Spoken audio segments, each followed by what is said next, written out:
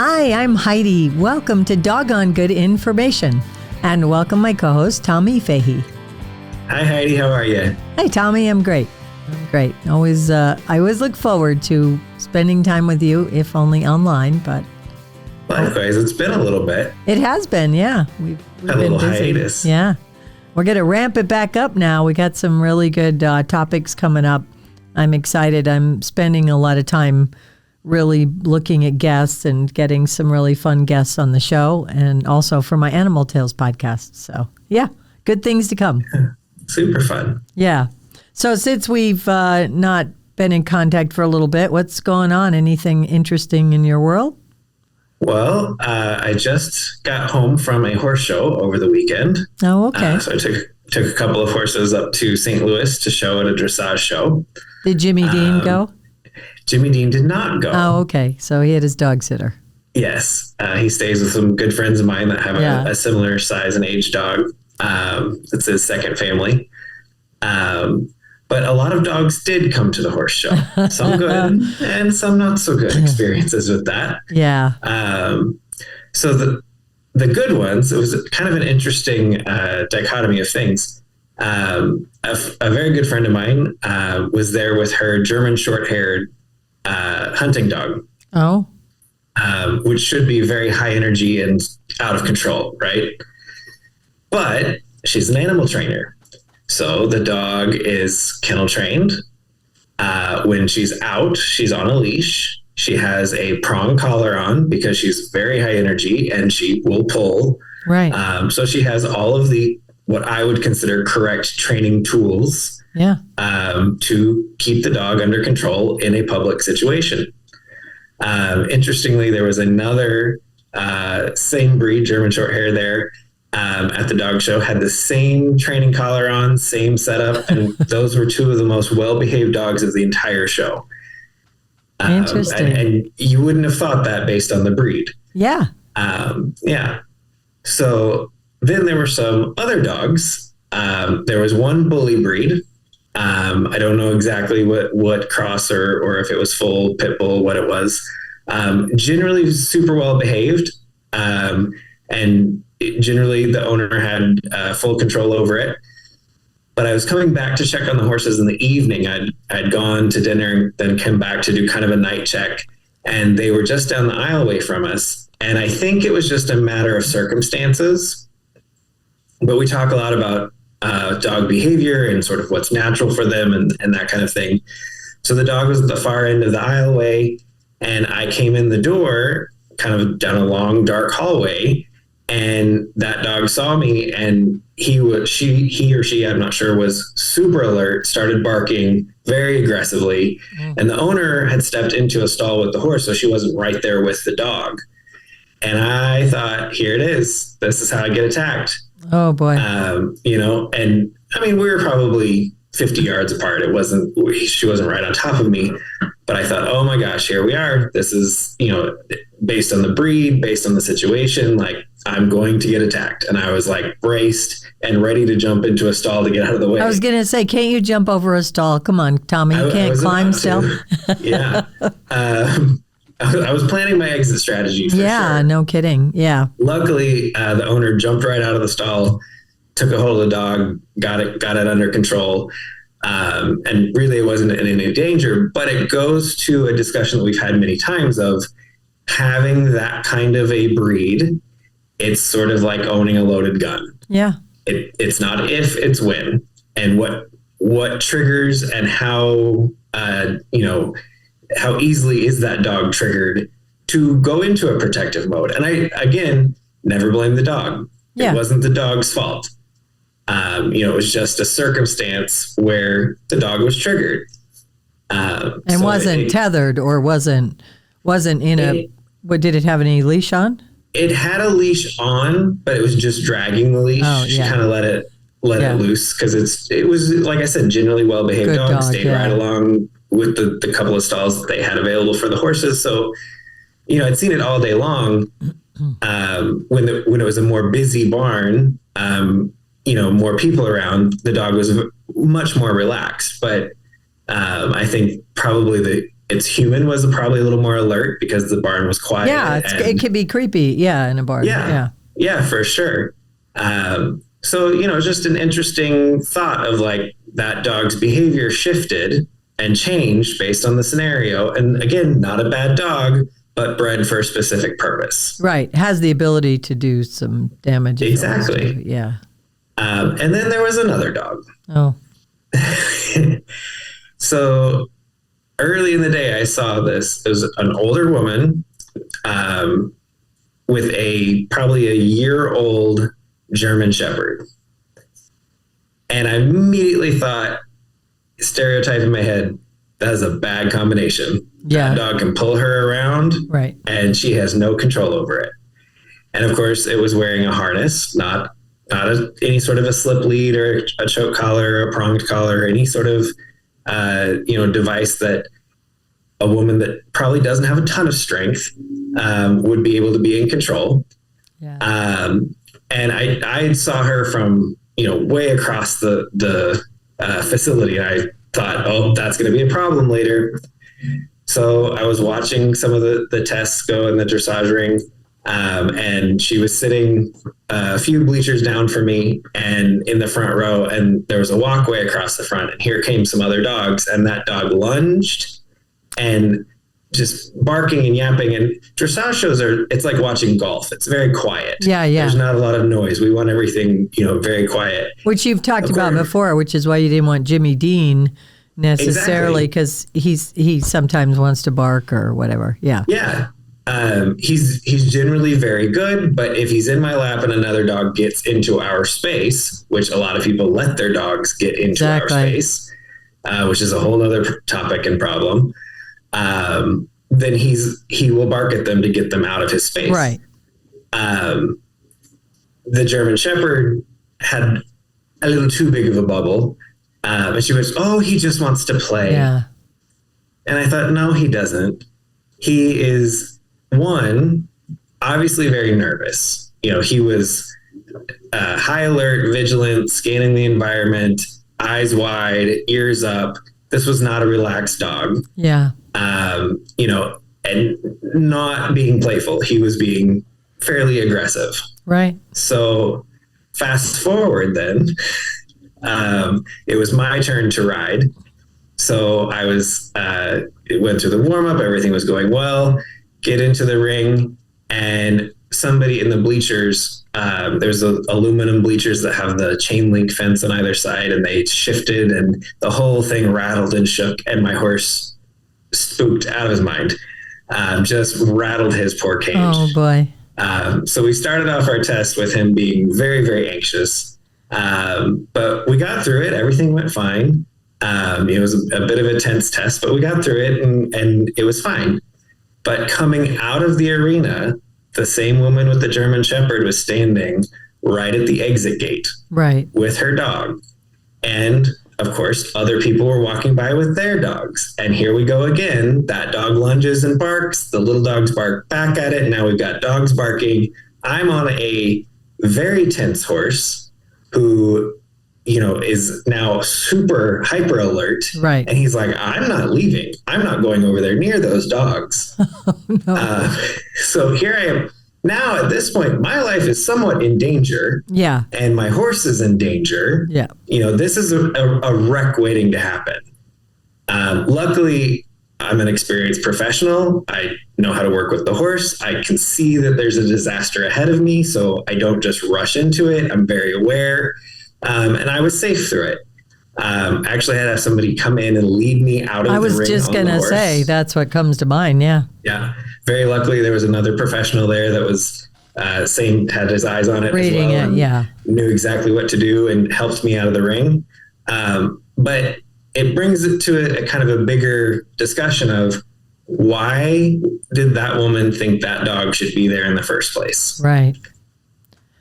Do the horse show folks have any criteria, like a campground? They say, your well-behaved dog is welcome. Would anybody have asked her to, or was she just one of many with dogs that were barking and yapping and lunging? And for the most part, at these types of shows, the dogs are very well behaved. Yeah.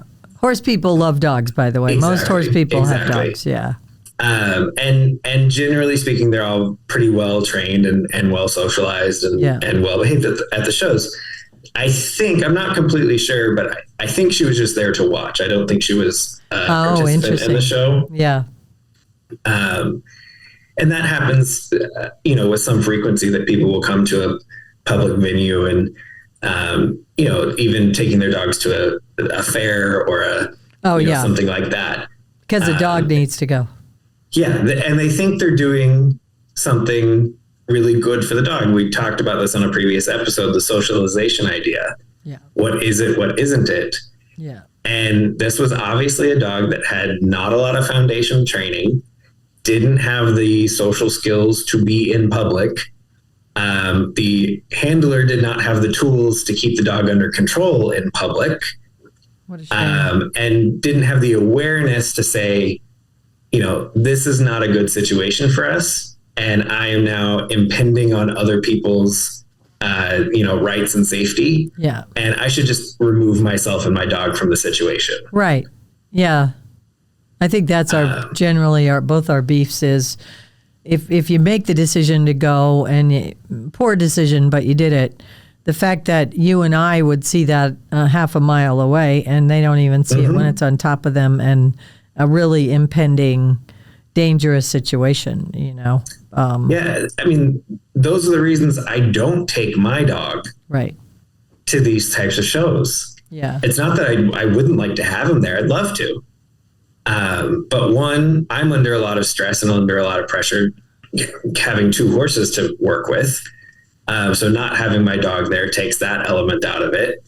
Two is that I don't know what other dogs are around. So I don't know what kind of a problem he's going to create because they're there. Yeah. And then, as a general idea that's sort of lost in the world, it's not all about me.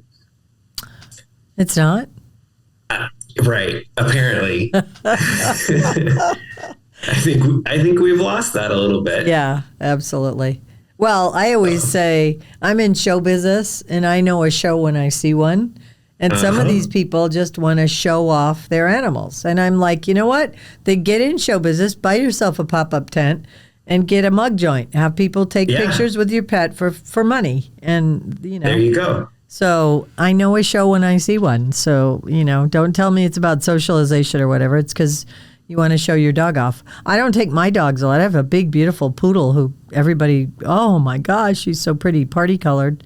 But I'm afraid for him. And I have to be vigilant then, and it takes away my joy.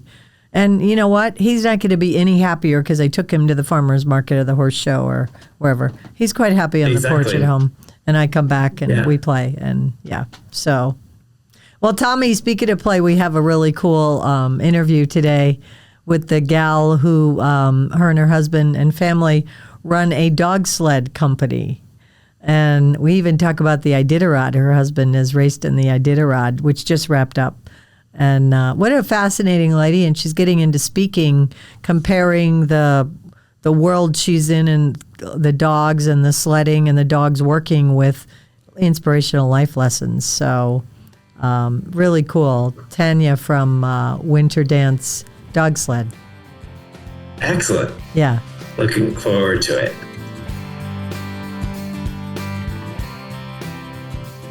Hi, Tanya. Welcome to the podcast. Oh, thank you so much. My pleasure to be here. We've been trying to make this work forever. We have, and I appreciate your patience and just getting back to me. And finally we make it work. I'm excited. This is a fun topic for us, right, Tommy? A dog sled. Talking about. I'm really interested to learn more about this. Yeah, for sure. I think we have a trip in our future, and we could write it off, Tommy. There you go. So, Tanya, tell us, I was watching your story. Your website's amazing, by the way, and we'll put that in show notes because it's a heartwarming story. You guys you and your husband bought a dog, never thinking you were going in the dog sled business. So tell us about that. Oh, gosh, yeah, that goes back, I guess it'd be a little over 30 years now. And I was going to university at the time, and Hank is a millwright by trade. And just one night after dinner, we went to the mall. And there was this adorable red and white Husky puppy. We fell in love with her. And 3 nights later, we brought her home. and thought we made the decision to add a dog to our family. And, little did we know that night we changed the entire trajectory of our lives, right? What one decision can sometimes do. Where were you living at that time? At that time, we were in a place called Guelph, which is about an hour from Toronto. So, a city. And, so we had an apartment. So we brought her home to our apartment, and she proceeded to destroy the apartment within the next couple of weeks. Yes. Sounds right. No doubt. Yes, we were horrible dog owners. We had no idea what we got ourselves into. So, in desperation to understand this crazy pup, we got every book we could find on Huskies. And one of those books was called Race Across Alaska by Libby Riddles. And as some of your listeners might know, Libby was the first woman to win that crazy 1,000-mile Iditarod back in the 80s. Well, when we finished that book, we far better understood this crazy pup, but we also had fallen in love with Alaska and the history and the culture behind this amazing breed of dog and the Iditarod. So that was kind of the start. And then we saw a movie, Iron Will. Some people might remember a good 1990s Disney movie. I see Tommy nodding. Oh, yeah. Oh, yeah. And you watched it and moved on with your life. And we watched it when we have dog sledding. And that's what started it. We got we had 2 Huskies at that point, and so then we got Ice and Lucy, and I got Hank a sled for Christmas, and we were dog sledders. So just for fun, and we went up to 7 dogs, added Storm and Midnight and Mackenzie, so we each had a team. And then I wasn't loving my job, Hank wasn't loving his, and we grew up on farms, so city life really wasn't where we want it to be. And one night on the phone, a friend said, "Why don't you?" I was into business, and that was it. Obviously, there was a lot more in between that and starting the business, but that was the seed that started the whole thing. And then you moved up to, is it Haliburton, Ontario? Yeah, we moved to Haliburton, which was about 4 hours northeast of where we were at the time, and just bought 50 acres of wilderness and designed a house and a kennel for the dogs. And September 1st, 1999, we quit our jobs, and still never forget that night, handing our keys to our house to our new tenants, and 2 pickup trucks loaded with the cats and the dogs and all our stuff, and headed north to our new home, because all we moved home to that night was the wilderness. Our house wasn't done. The kennel wasn't done. Oh, my. So we had a driveway and massive holes in the ground, had a phone that hung on a tree, and we had no hydro, no water, and I was 8 months pregnant with our first child. So it was a fall, I tell you. It's not, wow. You would never, ever plan for a fall like that, but that's what we moved home to that night. Wow. They say it's the things you don't do that you'll regret. So I don't think you'll have many regrets in life, right? What an adventure. That sounds amazing. Pulled the trigger. It was an adventure. I mean, when we speak to corporate groups, we say we learned 2 huge lessons that year. We learned that for us, not saying it's the right move for everyone, but for us, kind of burning your bridges, burning your boats was magic, right? So I don't know that fall, had we not rented our house, quit our jobs, when snow started to fly and we had no house and a brand new baby that we would know, this was a great try, but let's just go back to what we know, what's safe, wasn't an option. And so when you have no options, it forces you to become incredibly resourceful to find a way forward. Yeah. And the other big lesson we learned was how important support team was. Because when you're chasing a big dream, a big goal, a big vision, most people don't see what you see. But having even one person who does, for me, it was Hank. For Hank, it was me. Because our family and friends thought we were crazy that we'd walk away from, great jobs, great careers, a lovely house to move to the wilderness. So days that I was like, what have we done? He was that support for me, and days that he had those days, I was that for him. And without that support, I don't know that we would have kept going. Yeah. Yeah. Great. 2 great lessons for sure. I fall under the people wonder what I'm doing often. To be fair. Tommy's my go-to. We're each other's sounding boards usually. Yeah, for sure. When other awesome. People don't get us, right? Well, wasn't it Walt Disney? They said if he pitched a new idea to his team and most of them said it was a great idea, he wouldn't do it. And if most of them said it was horrible, he would do it. That sounds about genius. Right. Yeah. Yeah. Yep. So when you got up to Haliburton, did you automatically know it was a place where there would be good trails for the dog sleds, or was that part of the vision at that point? It was part of the reason we ended up in Haliburton was because of the snow, to be honest, because Southern Ontario doesn't have, and it's already gotten tons worse in the last 25 years, but Haliburton is known for having great snow. Oh, okay. So we knew we had that on our side, which obviously was important. And then it also had lots of tourist accommodations, so from resorts to cottages, B&Bs. So, and 3 hours from Toronto, so we figured, marketing logistic wise, it was a pretty good location for a business. And then we just started making partnerships. So we, made a deal to run tours at 2 of the big resorts that were here at the time, and a couple of the smaller ones. And then another company let us use some of their land for our longer tours. And that's how we got started. So neat. It was interesting looking back how the different business owners interacted with us. I mean, a lot of them were like, oh, you're welcome to do your tours on our property and we'll send you our guests. And then I'll never forget one business owner who he told me afterwards, he said, you walked in the door and I went, you could fill my resort with the guests that are going to want to come and do what you do. And indeed, over the next 2 or 3 years, and even today, most of that resort's business in the winter are dog sled customers. So everyone else didn't see that big, but he saw that I could actually help his business, not the other way around. Wow, pretty neat. That's wonderful. So Tommy and I are animal trainers, and so I'm curious about how you get a dog and you're learning about the dog, and then you parlay that into the dog sled business. How does one train a dog sled dog? I mean, is there some innateness to it? What does that look like? I'm curious about that. I wish I could say we're such great animal trainers like you guys are, but that is just not the truth. For us, Huskies love to run. Mm-hmm. So having a Husky become a sled dog is just like you saying you trained a lab to jump into water. It takes no training, right? I mean, the dogs instinctually do it. So, of course, we help condition them. We help them, learn the nuances of which side of the line to run on. But the actual desire to run and be part of the team, that's as in them as any trait is in any dog. It's what they love to do. What does the start and stop look like? So I get that, and I listened to your TEDx talk, which we'll talk about in a minute, but you're talking about Hank taking him out and a pretty fearful, crazy trip, which I'm sure most of them are out there. But how does the start and particularly the stop work? I kind of get that they'll follow the trail or that type of thing, but like, how do you keep them from going that direction and going that? We do gi and ha on the horses and that, but is it similar? Same, gi and ha. I mean, very few people know those words, so this is like amazing. Yeah.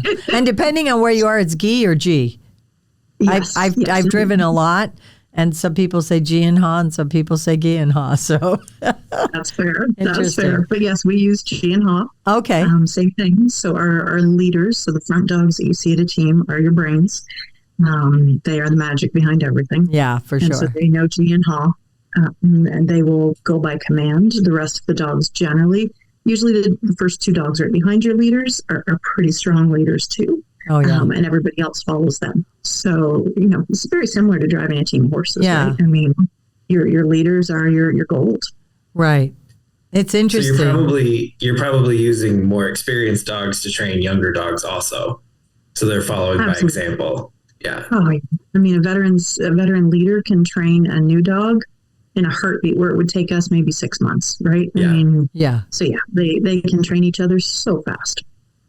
Yeah, people don't realize the value of that. In good and bad, they could train your animals. Your animals could train your other animals to do bad things too. Yes, they can. For sure. Like bark incessantly, and Yes, or in our case, we had a dog that Maverick was his name, one of Hank's great leaders, and Hank, as Hank said, he can't take credit. Maverick was just a brilliant animal. And Maverick learned the command come ha, which means to turn a team 180 degrees and spin them, even a huge team, so that everybody stays straight in the line. Nobody gets tangled. It's just this absolutely brilliant pivot. He's the only dog we've ever had that could do it. But when he started doing it, Hank was like, oh my gosh, I have a dog that'll come on. He's like, good Maverick. And he's praising him. Well, then Maverick's like, anytime he felt that Hank wasn't happy with what they were doing, he's like, okay, he gets happy when I come home. So then he would just randomly start. Don't join the team now. So yeah, you have to be careful with those positive reinforcements. Yeah, exactly. That's too much of a good thing. Exactly. That's funny. Tommy, I interrupted you a second ago. I'm sorry. Oh, that's all right. So you were talking about starting the dogs. You're using experienced dogs. And then you said a word that we talk about often on the podcast, positive reinforcement. What sorts of training tools do you use in training the dogs? We talk all about the quadrants of operant conditioning.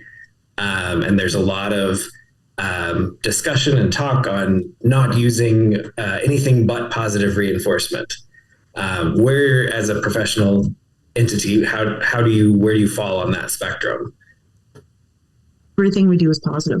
From the time a puppy is first born until we're starting a 1,000-mile race and going across Alaska to Yukon, everything is positive. Why would an animal possibly want to do what we want it to do and not love it? I mean, we wouldn't want them to do it if they don't love it. So, when we first start our training runs in the fall, the dogs will run maybe a mile, and then it's fun. Everybody's happy. They come back, they get treats, everything's happy.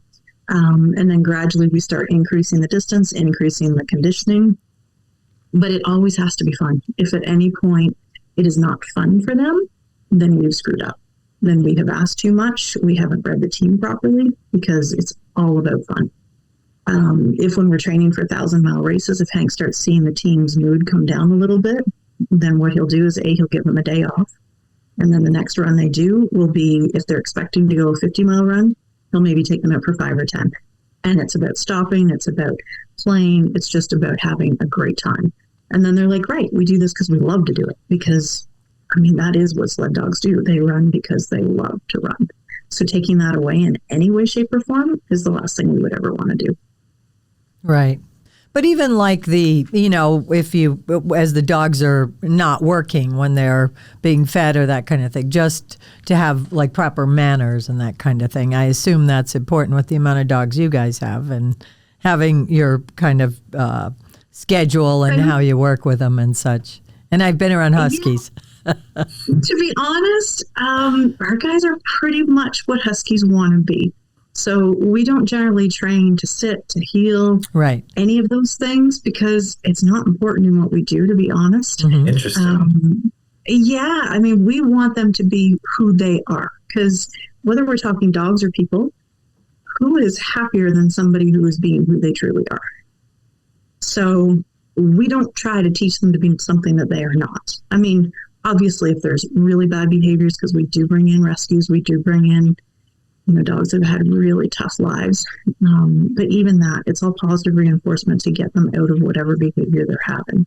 So, but yeah, you won't walk. We've been shooting a movie this winter, and we can't say anymore because that's all the agreements we signed. But, they're like, oh, can your dog sit? And we're like, well, I'm sure we can get there, but that's really not a trait that our dogs are trained to do. Thankfully, they were hired to be sled dogs, so that worked just fine. But yeah, being sled dogs and running, that's what we love for them to do. So our guys go out and they destroy their yards. They dig like crazy. They do what dogs do. Yeah, well, that's one thing about Huskies I do know. They like to dig. They love to dig. So they have a place there they could do a lot of that, right? Yeah, we have 3 big yards. It's probably about 3 acres in total. And so everybody gets yard time every day and in different groups. So they go out and play and dig, or, the old guys will find a nice sunbeam and sleep. But lots of time to do whatever they want in the off season. Yeah, I assume you have them in groups of some sort, because altogether isn't necessarily a setup for success either. It was just a bunch of loose Huskies. Exactly. Yeah. We don't want 500 dogs. Yeah.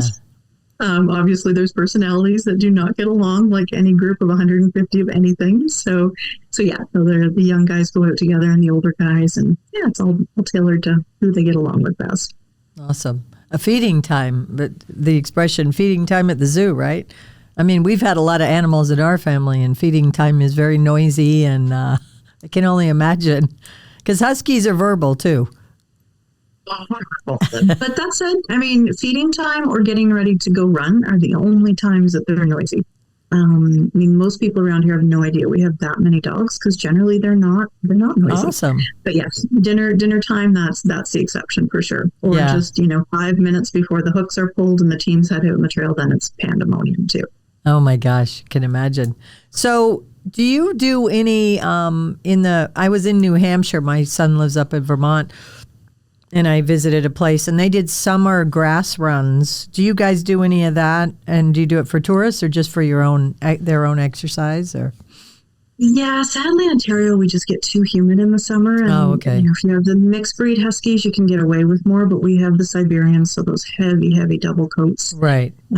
So 10 degrees that's Celsius, but 50 Fahrenheit is our threshold for training temperatures. Okay. So if we're under that, we can train. If we're over that, we can't. So it pretty much rules out the summer. So the only thing we do in the summer, we do have a couple nighttime events where, I shouldn't say nighttime, evening time, where people can come and meet some of the dogs and learn about the races and stuff. And then we do hook them up to a sled on wheels and literally run maybe an eighth of a mile, like not far enough that they would overheat or get too hot, but just so people can see the excitement and what a team of sled dogs is like. It's gotta be amazing. I know the Iditarod just wrapped up, right? Mm-hmm. So yeah. You guys have had a Iditarod experience, or some of the folks who were on your team. I looked at your About Us page. Yeah. What does it take? So you're in Haliburton, Ontario. How do you get the animal? Is it a truck? I mean, are they flying? How are you getting up to, and how much equipment do you have to take, the sleds and all that, or do you use equipment from up there? It's just a logistics thing, but I'm more curious. It's a logistics thing, that's for sure. So yeah, we do drive the dogs from here to Alaska, so we can do the drive in 5 days. Okay. So they drive hard. We stop every 3 hours. The dogs are off the truck just to stretch and, bathroom breaks and water. But our goal for when we leave here is to get there as fast as we can. So there's kind of two trains of thought. Either you go up to Alaska and you train there for the winter, or you leave as close to the race as you can so the dogs, still get their training time here and get there in time just to have a few training runs before you're out on the trail. So that's what we do. We're pretty close to the date. And then what we have to take, the truck is definitely full.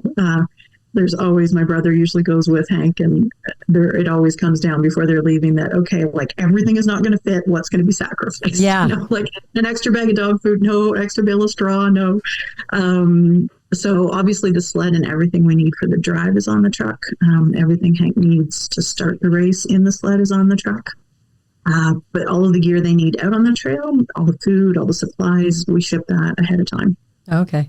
So that all goes to Alaska. It has to be there. I think it's usually there before we even leave home, and then they distribute it out along all the checkpoints so that as you're running, everything you need food-wise or gear-wise is already sitting there waiting for you. Logistically, it's an incredible thing to watch out.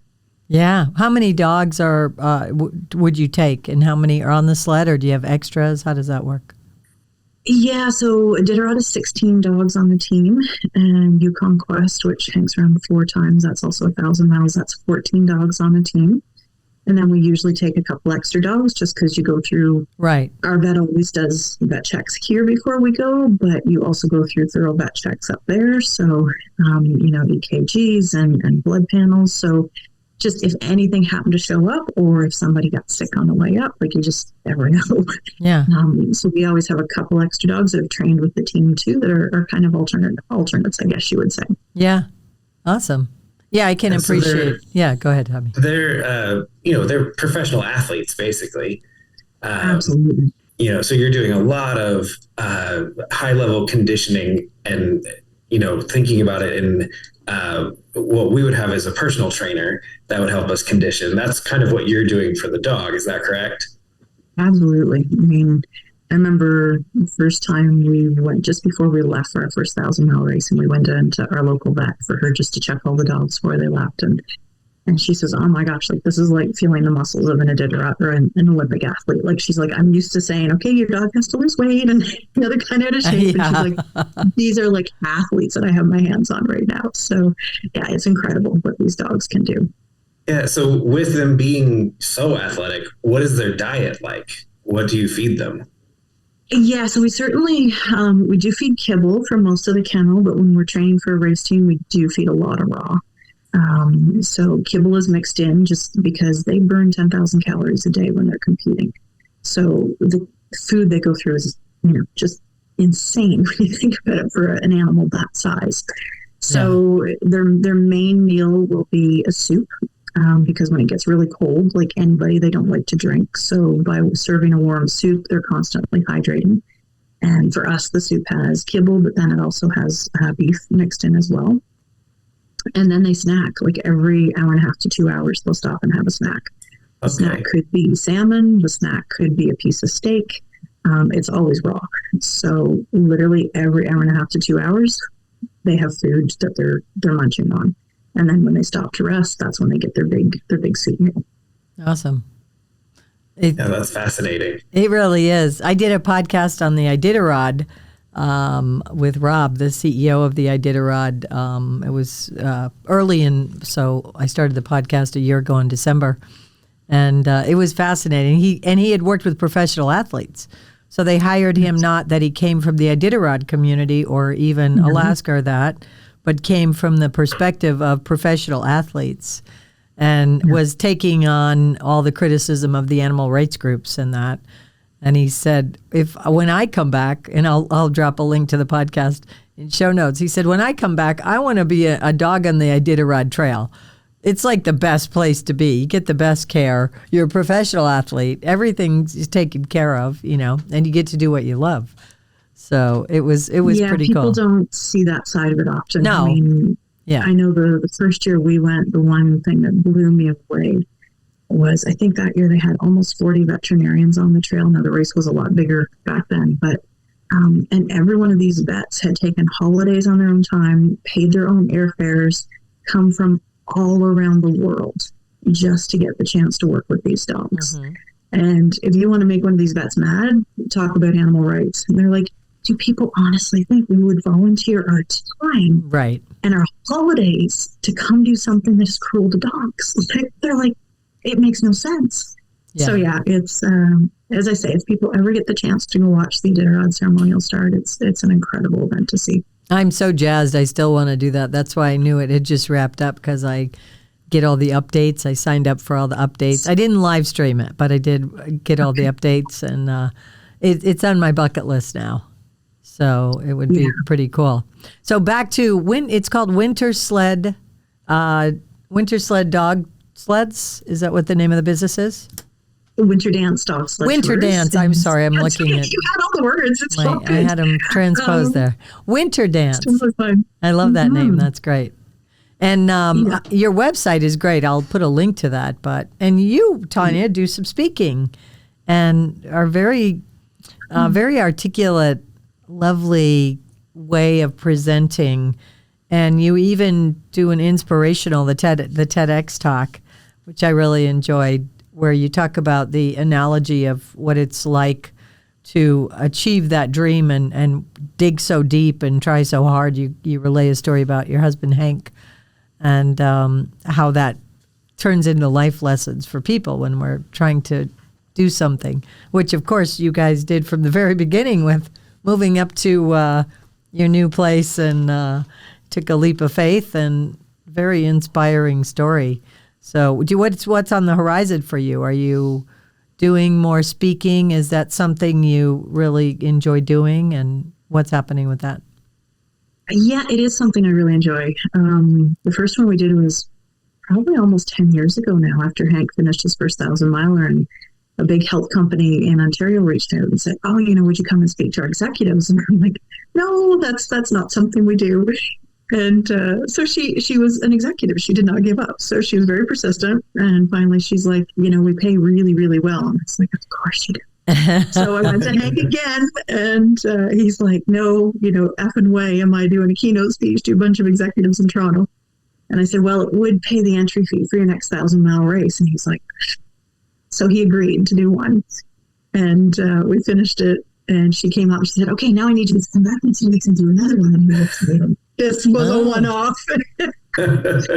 So we did do the second one, and we have spoke for that company, I think 6 or 7 times now, but we never really pursued it. It was just kind of somebody asked us to do it. Awesome. And then COVID hit, and Canada, of course, took a very different approach than the US did. And we lost pretty much one whole season because we were locked down. Mm-hmm. And so we got to the end of March and we're like, gosh, like literally, how are we going to care for our dogs for the next 8 months? And so we got very open-minded, and speaking is one of the things that came up. And so that's what started again, was literally just to care for our dogs. But out of that, it's become a huge blessing, one of those silver linings. So yeah, amazing audiences that we've gotten to speak to that touch our hearts as much as they say we touch theirs. And we get to share our dogs and our lessons. And not a lot of people know dog sledding anymore. It's a disappearing world. Right. And we can only take out, 1,500, 2,000 guests a winter. So it's a way for us to let our dogs and the sport of dog sledding touch people, even if they never get to get on a sled themselves. So yeah, it's crazy where life takes you. And yet the lessons we've learned from dog sledding are, absolutely relatable lessons to any organization that is dealing with leadership or teamwork challenges or adversity. Yeah. But yet the stories are all told through the dogs. So it breaks down barriers. People hear things on a different level. And we had a chief of police that we spoke to. He was in an audience that somebody else had hired us to speak at. And he told me afterwards, he said, I saw this on the agenda. And he says, I'm like, what a waste of our time. What are we possibly going to learn about leadership from dog sledding? And he said, now you're here speaking to my team. Yeah. So, and I'd like you to come and talk to my people now. Right. Yeah. So people don't always get the analogy, but when they hear the stories, then it definitely makes sense. So this year we're very excited.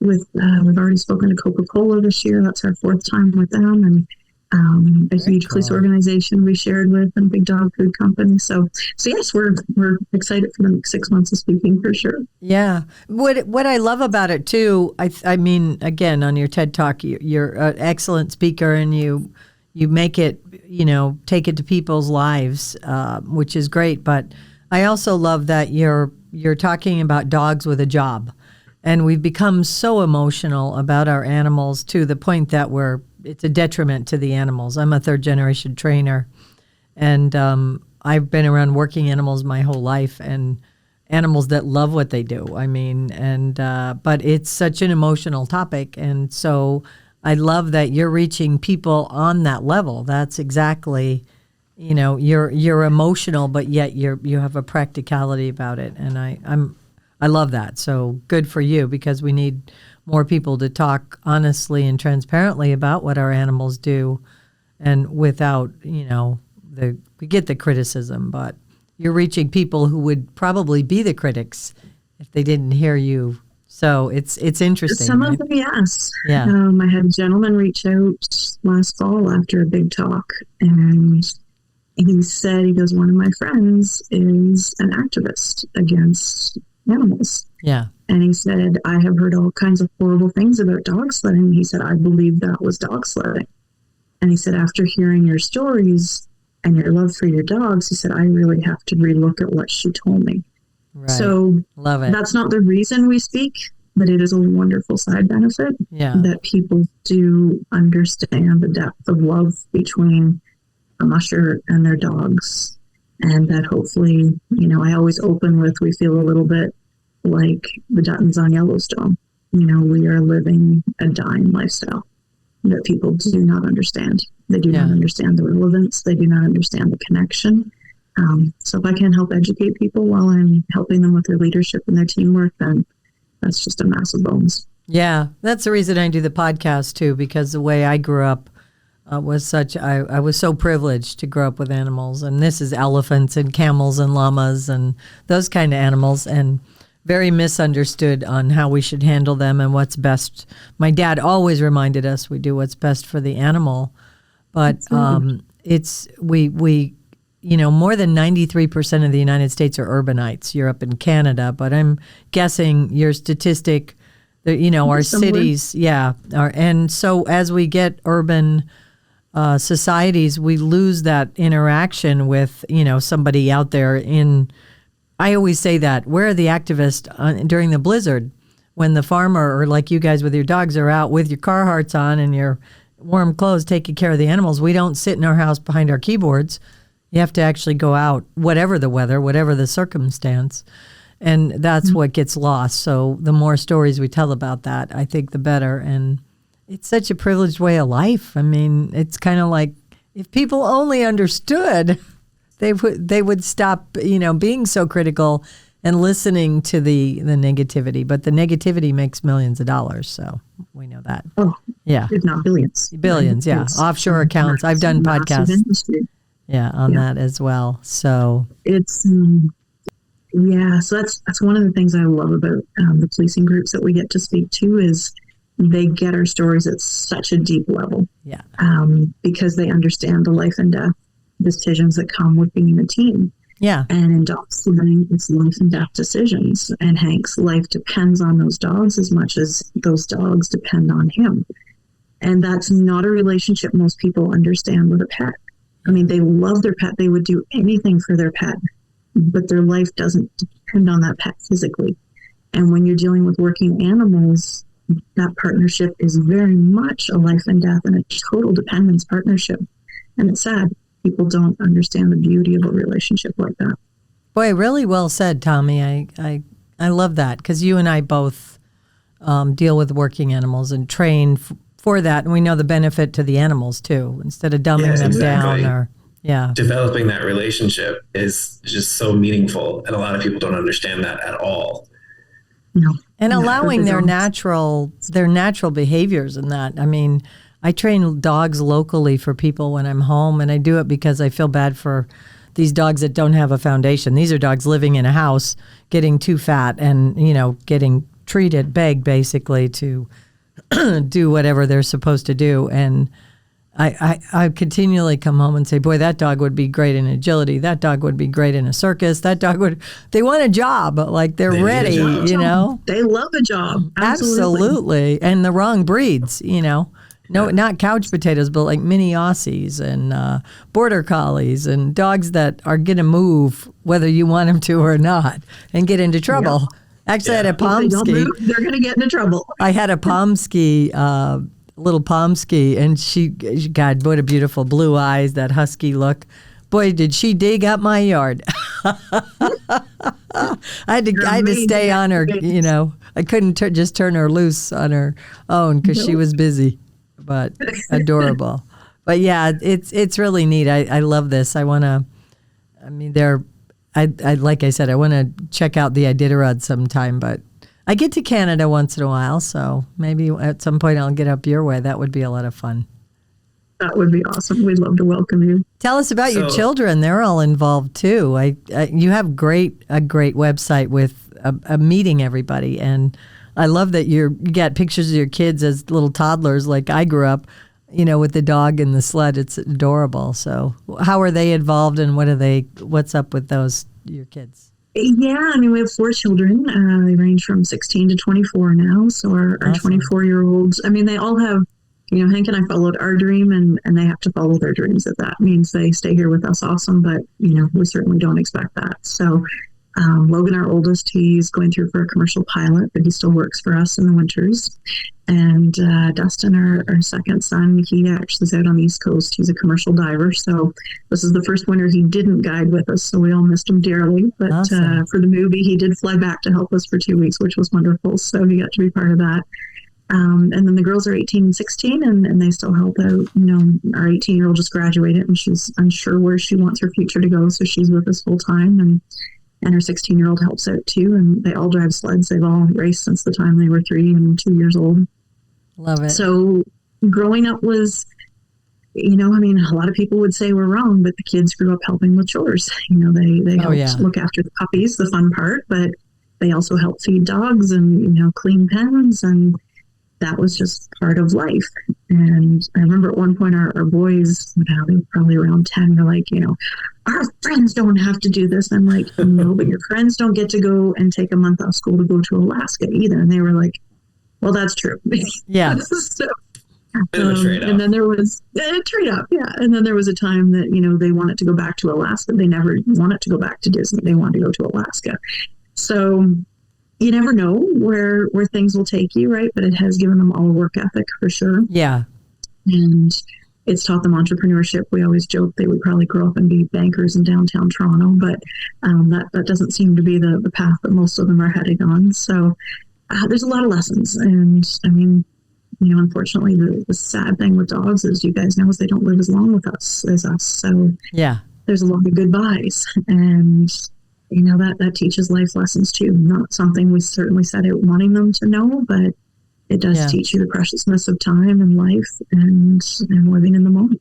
So yeah, hopefully, 10, 20 years down the road, they look back on this and go, that was a pretty unique childhood we had. Hopefully that's kind of the best we can hope with our children, right? That serves them well. Sounds like a great way to grow up. Yeah. It's like the farm families. I've done a lot of stories about agriculture on this podcast, and I always say they're not, and other people have confirmed this, they're not the kids in trouble with the principal. You know what I mean? They're the ones, and I grew up that way. I wasn't an ag family, but I grew up in the circus and exhibited animal world, and we all had a job. Farm families, whether you're a toddler or grandma, everybody's got a job, but we're missing that in society, in my opinion. We don't understand teamwork. We don't know there's something bigger than us. I didn't have an electric curling iron when I was young. We didn't even have electricity half the time. We were mobile, so it was the work. Absolutely. It was the animals, and my kids did a little bit of that because I married outside of the animal industry, and both of them used their time with the circus and animals for their college essays to demonstrate how hard they worked. Absolutely, because it is, right? It set them apart. It really did. Absolutely. They didn't understand other kids in the same way because they did understand, and they did it. They had a joyful, certain things they didn't like, but from changing tires and mobile equipment, that's why I asked you about logistics are on my mind because I've traveled all over with animals. And two, taking care of the animals and the loss, the crises, and the joys. Our high, we're peaks and valleys. Some people just like that. But there's huge peaks and valleys, right? Hank didn't get to finish his first Iditarod. Yeah. And, I can remember the girls were too young to remember this, although they were in Alaska with us. But I remember the boys, they were crying, they were so upset. Oh, yeah. How come my daddy doesn't get to finish? Because they grew up knowing about that dream. And as it's one of the stories I tell in our presentation when we went back the next year and finished the Yukon Quest. And then the next year we went back to the Iditarod and finished it. And, the greatest lesson that Hank taught our children that day that he finished the Iditarod is there is no failure unless you give up. You've just found a way that didn't work. Yeah. Because they watched him fail, quote unquote fail. And then 2 years later, they watched him cross that finish line that he had chased for almost 15 years. Wow. Yeah. That's a lesson that can only be taught by seeing, right? We can speak, but then we can teach by actually doing. Yeah. Yeah. We model.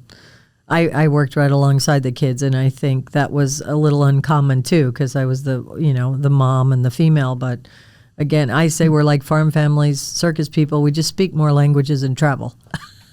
Absolutely. But everybody has a job, and it takes all of us, and great environment. And the stories you end up having. Yeah. Right? It's and great. The adventures and the people that you meet. Yeah. We're great at cocktail parties, right, Tanya? Got lots of stories. Lots of stories, right. So anything else, Tommy? Yeah, so I think a lot of our listeners are probably average pet owners. And we discuss a lot on the podcast sort of breed standards and stereotypes. And Huskies, I think, have a pretty big reputation as far as stereotypes go, as being high energy, as you've mentioned. What tips or suggestions would you make to an average pet owner if they were thinking they maybe wanted to get a Husky? What are your thoughts on them being, an average pet in an average home, not running a couple 100 miles at a time? How would you go about doing that? How would you go about selecting that dog? Would you select that type of dog? It's definitely a dog you really want to know about. Don't take us as an example that just got a Husky and didn't know what we were getting into. if you have a lifestyle that can cater to a husky, they will be the most incredible animal you've ever had. But if you don't have a lifestyle that can adjust to what they need, and what they need is tons of exercise, is tons of stimulation, they are going to be a nightmare for you. And unfortunately, you're probably going to become one of the hundreds of people that call us when that husky is 4 to 12 months old and destroying their place and just absolutely a nightmare in their life because they can't give it what it needs and they're trying to find a new home. So please do your homework. If you're somebody who runs, bikes, walks for miles a day, a husky will be one of the best pets you can get because they will be step by step and loving every second of it. Or if you're somebody that wants that lifestyle, again, an absolutely ideal dog because they will drag you out that door. But if you're somebody who likes to come home from work and just relax, a husky is not going to fit into your lifestyle. They won't, because unfortunately it's just not who they are. There's breeds that will love that lifestyle, but it's not husky. Other thing is they are not a watchdog. A lot of people kind of associate that intimidating, gorgeous northern look with being a watchdog. I think we had 5 at the time in the city, and we got broke into and they stole our vehicle, our keys, like everything. And when we called the police and they came and the police are looking at the 5 dogs, it was middle of the night. They're like, well, where were the dogs? And we're like, you don't know huskies very well because they're like cute. It's like, it's easy to have a friendly dog. If a husky is not a friendly dog, it's had something done to it to make it that way because their nature is they love everyone. So yeah, if you want a watchdog, husky is not the dog to have. And outside that, just socialize it. I mean, they love people. They love other animals. Cats, they can be great with. They have a reputation of not being great with cats. But if they're raised with cats, we have cats. We never had a problem. But if you're bringing in an adult husky and you have a cat, that's something you do want to be cognizant of because that prey drive is still very strong in them. And if they haven't grown up with smaller animals, they see them as prey. Yeah. Good advice. That's really good. Yeah, good information because I think a lot of people see them and they go, "Oh, they saw the Disney movie, they see the dream there, but they don't realize what goes into actually owning them." Yeah, yeah, and they are, and even from a grooming point of view, like people always say, they shed twice a year. They've never owned a husky if they shed twice a year because they shed all the time. So. Yeah. Buckets and buckets of hair. So yeah, and I mean, we have so many of them. Obviously, our life is literally, gone to the huskies, but they are not for everybody. Yeah, good question, Tommy, and good advice. Yeah. I've encountered a couple in my training, and because I have a bit of a problem with my hand, I'm not doing big dogs as much, but it's always an issue with they're not getting the movement and that. On one podcast, Tommy, I told you about a scooter I saw. Somebody who'd actually worked with sled dogs came up with this contraption, and they're selling it now, more mainstream. But it's a scooter, and it has the ties so you can hook the dog on the side. So a dog that wants to move, get its exercise, and you stay on the scooter, and it takes you. I still need to get one of those. My poodle will probably not take me very far, but no. One thing I should add too, Tommy, is dog sledding as it's kind of decreasing, unfortunately, just for many reasons, weather and expenses and everything else. But one side of the sport that is increasing dramatically is for people that have 1 or 2 huskies. So canicross is when you run with a husky in front of you. Ski joring is cross-country skiing with a husky in front of you. Bike joring is bike with a husky in front of you. And there's competitions all around North America. And it's a very welcoming community. And if you just have, 1 or 2 huskies, it's a great way to get out and meet people and let your dog do what they love to do. So there's a lot of clubs in urban areas that people can join. And yeah, so it's a great socialization and very stimulating for the dogs too. Awesome. Yeah, I would have never known about that. That's great. Yeah, I'll put that in show notes. I'll look that up. So, all right. Anything, Tommy, anything else? Tanya, anything you'd like to leave us with, the listeners? Again, primarily people who might have pets and misunderstood about the whole animal world itself, and or anything about your business that you want to leave us with. Yeah, I guess, in 25 years of business, certainly we get people call that are worried that dog sledding is fair to the dogs, that the dogs enjoy it. And I've said the same thing for 25 years, is if you come and watch our dogs get ready to run and you have any doubts that they don't absolutely love to do what they do, I will happily give you your money back. And in 25 years, no one has ever asked. So all I would say is if you hear the negative, which as you said, there's so much negative about everything to do with animals out there right now, just take a few minutes and either go to a dog sled race, watch a dog sled race, and just educate yourself on how much the dogs love to do what they do. Because I can't imagine a world where dogs aren't allowed to run as part of the team.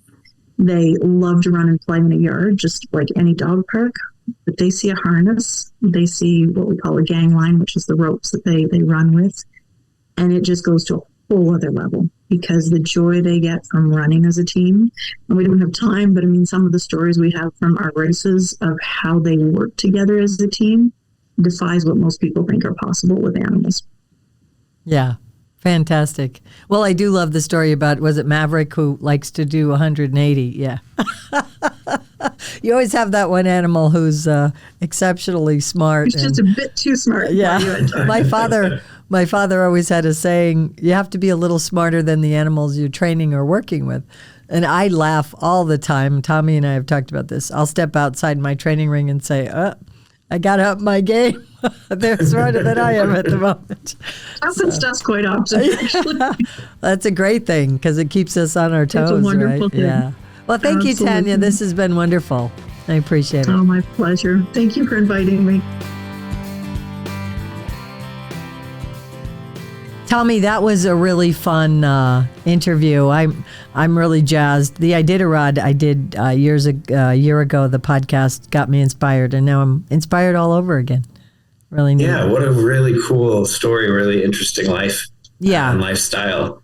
And I love the life lessons for her family, and hopefully people with their pet dogs are listening to a lot of the stuff that she spoke about. I think some good takeaways from that. So I think we'll leave it at that because it's been a lot of doggone good information. So I hope you'll subscribe, rate, and review the podcast, and be sure and share it because it's important for us to tell these stories and to help people really learn about all the really cool things animals can do and have done. And as we become more urbanite, important to tell these stories. So thank you, Tommy.